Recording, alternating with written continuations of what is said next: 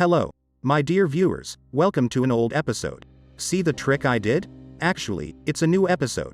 Imagine this normal situation. You're buying something from Uncle Saeed the grocer, and as a kid with a wondering mind you say, the grocer is so lucky, he must be eating his goods for free. Anyway, you pick out your things and go up to the man, and tell him you want to pay for your things.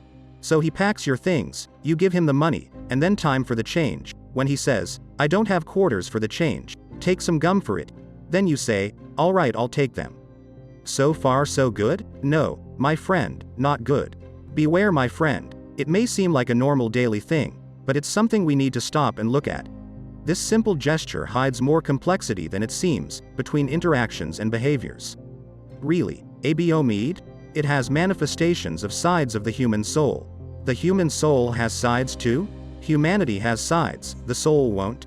Sides that you may not have known about yourself. It's time now to uncover the mystery and thrill. My dear friend, let's play a game with two randomly named characters, Gamal and Walid. We'll tell them that we'll give them 10 pounds to split, but with a condition, that Walid will be the one splitting these 10 pounds.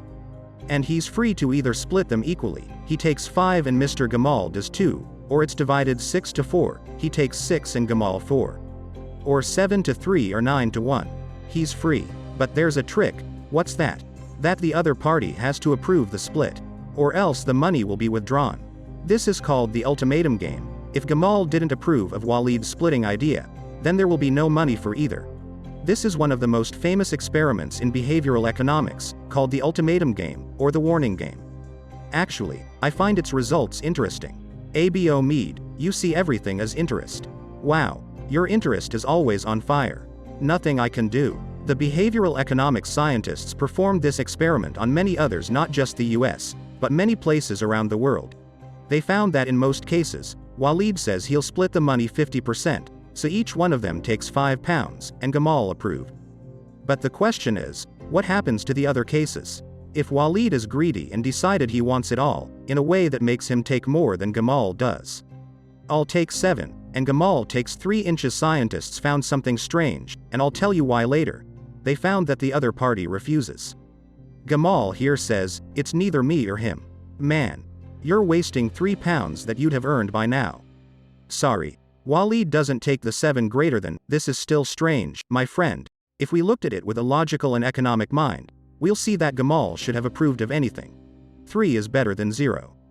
2 is better than 0. Even 1 is better than 0. The normal economists see this as illogical, but the behavioral economists see that as much as it may be illogical, but it can be explained through more complex factors. Illogical factors regarding win and loss, some things like justice, oppression, and revenge. Many behavioral economists depend on this simple experiment to tell the economists that not always in the world do our decisions need to be solely logical. No, there are many factors that determine how we make decisions. If you thought about it deeply, you'll find that revenge is illogical. Why would I avenge from someone? Why not live my life, and I'm happy and he's happy? During a time, economics was based on a group of ideas about man himself. And what? ABO-MED, the base fell. Economics believed that humans are logical creatures, and are moved by mind and logic, and guess what else? Before making any decision, we calculate pros and cons, and decide based on that intel. They said that humans' decisions were based on this method. But after a while and after more knowledge of the human being, it turns out man does weird things, that sometimes don't have direct benefits. On the contrary, they can harm him sometimes and he knows that but still does it anyway. That's when behavioral economics took a stand, and said that humans aren't that logical and neither are their decisions.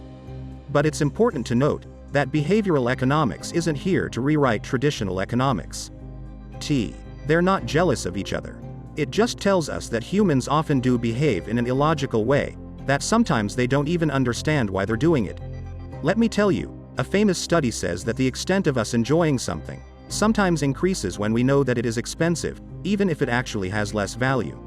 My friend, if I came up and told you, this is a sandwich of fresh Egyptian beans, and the sandwich costs $100, you'll say, "Oh, that's the perfect breakfast, I'm buying quality. Oriental breakfast is the best." But if I said that it's fresh Egyptian beans from Mahmoud El Talingi and the sandwich is 2.5 EGP, you'll say it's not good, and the $100 sandwich is better value even though it's the same food. This is because, in most times, we link between the high price and the good's value. This goodie is expensive for a reason. Let's move from Uncle Saeed the grocer and into a bigger place. Hypermarket.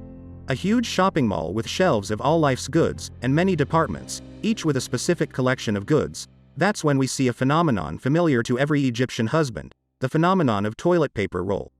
The wife tells him she would just go get toilet paper and be right back, and she knows exactly what she wants. The couple go in innocently to just buy toilet paper, but end up checking out with 6 bags, with stuff you weren't going to buy. Things you might already have at home, or things you don't even need. You went in for a toilet paper and got out with the entire bathroom. One of the famous examples for this idea is IKEA stores. IKEA is a Swedish furniture store, founded by the Swedish businessman, Ingvar Kamprad. It was at first a normal furniture supplier with average-priced products. Over time, IKEA turned into one of the most important furniture chain stores worldwide. It has over 400 branches all over the world. In 2016, IKEA's revenues were $41 billion. The US dollar. Can you imagine the value of it? But what does this have to do with buying toilet paper and ketchup from a hyper? IKEA's success wasn't only based on the quality of the products, or that it's the best furniture designer in the world. Its success was based on small details in the place's design and decor itself. Details that make the shopping experience more fun and enjoyable, hence making you want to buy more. It's a big deal. One of the famous studies in 1967 say that half of the goods we buy from any place are things we decided to buy while being there. You could be just going for milk, but then say, "Oh, smoked tomato sauce. Aged for 3 years, it's my favorite sauce, I want to get it." This also applies to IKEA, but with some additions. The design of the place itself, it's not just a vast space where you walk around and leave. No, it's designed to look like a maze, and lucky you, customer. The maze has a map, and to exit this maze you have to walk in the pre-designed path made for you. The designer is so gentle. Then you discover that as you're taking the path's directions, you don't exit the maze, it's a one direction, you have a history and night changes. As you're trying to exit the maze, you're strolling into every department there, and see almost everything. Then the odds of you buying things increases. The second special thing there is having an acceptable quality and price restaurant, with meals that suit all family members, and coffee too, if you're tired from walking and need to freshen up. You know what it turned into? It's no longer a shopping outing to buy something and go home, it's now a trip. Being a trip simply means you'll buy many things, walk around, sit down, eat, and rest, drink and go back. As you're walking in the maze, you remember something in the back to look at, so you go back and go around again. On your way to the cashier to check out, you pray that your money is enough. Then you see 2 shelves on both your sides. Enough, please. These shelves have things from departments you already passed by. Some of them you may have seen before, but got hesitated and said you'll get it later. Then you see it again next to you, so you feel like it's a sign. This means I have to buy it. Everything there is designed for you to but them, and add to that the lighting factor and interior design, which is something that has specialists responsible for, and known as Gruen effect, after the famous architect Victor Gruen. In that concept, you enter a place carefully designed to misguide you. It's not a coincidence or lack of attention that you get lost in malls every time. It's all carefully designed details for you to get lost. So when you're lost, you see things different from your route, and actually buy them. My dear friend, let me tell you a strange story. A story from the last place you'd expect. What? From the bathroom. Yes, actually, specifically men's room. We're in the men's room in Schiphol Amsterdam Airport in the 90s, and facing a serious problem, that men splash around while. You know. They couldn't take it, it was too much splashing. They didn't see the boys' room in our school, the Atomic Energy Agency went and closed it last week. They wrote in their report, atomic waste that we never witnessed since Chernobyl. The problem there was really huge, and they started looking for a solution. Because it didn't just spark health hazards, it also added to the cost of the workers, where they need to go in and mop the floors more often, there's an airport to clean and other stuff. The managers there tried the traditional solutions, like putting up signs. Please beware of the splashing. Leave the place as you wish to find it, focus and don't splash, but none of them worked and the problem continued. Here appears Odd Kaiboom, who suggests an idea that seems a little silly, and said they could put a drawing of a fly inside the urinal. A fly drawing in the urinal? That's confusing. He actually had a point. He suggested giving men a target to aim at while they're doing what they're doing, and he was right about his point. men fell for it. People were so desperate with this issue that they decided to try. To their surprise, the urinals with fly drawings scored way less rates of splashing around, to the point where they fully adopted the idea and had the drawing in the rest, for the problem to finally get solved in the splashing stops. A very inexpensive solution. Anyone can draw a fly. This example is one of the most important ones that two of the famous behavioral economists depended on while presenting their theory that will make a huge difference in behavioral economics and economics. Richard Thaler and Cass Sunstein. These two scientists worked on a concept called the nudge theory.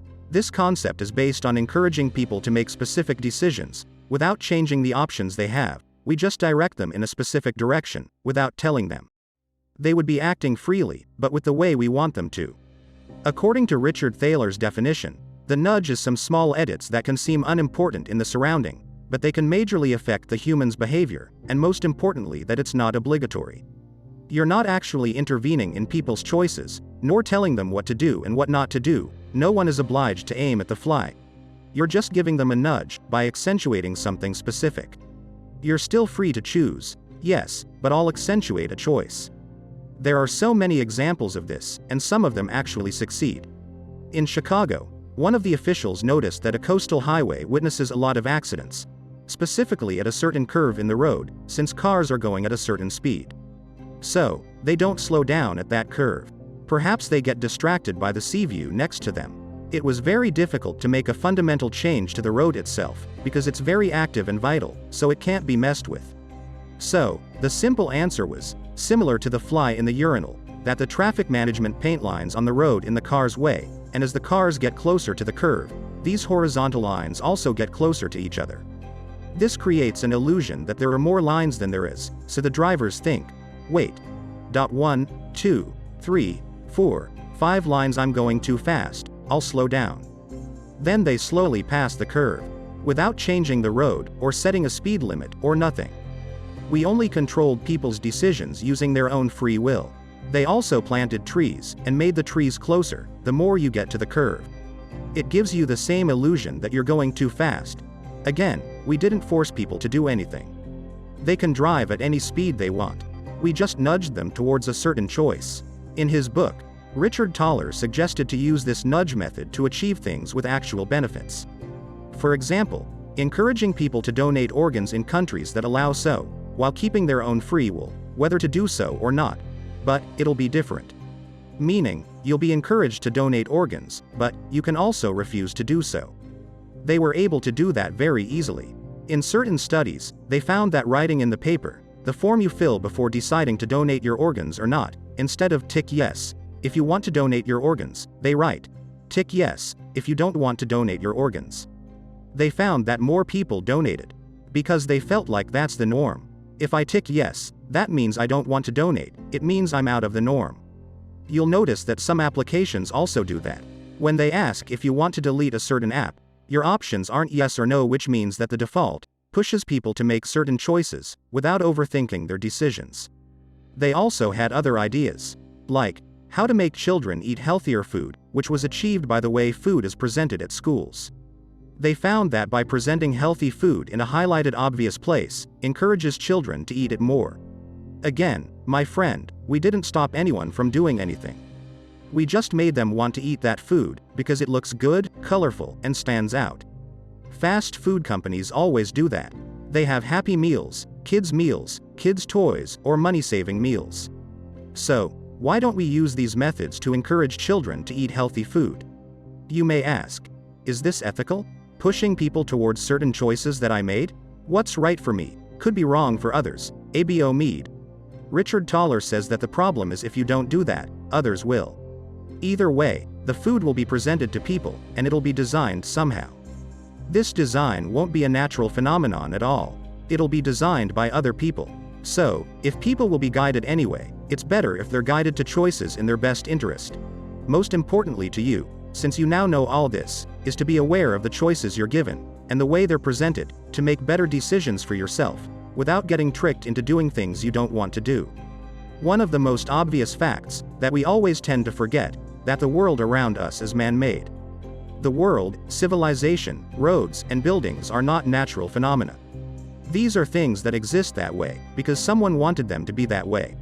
Realizing that fact helps us deal with the world around us, while knowing the best way to do that. Like Richard Thaler and many others said, the world's design isn't neutral. Sooner or later, someone will do it. So, at least we should try and look for the proper design.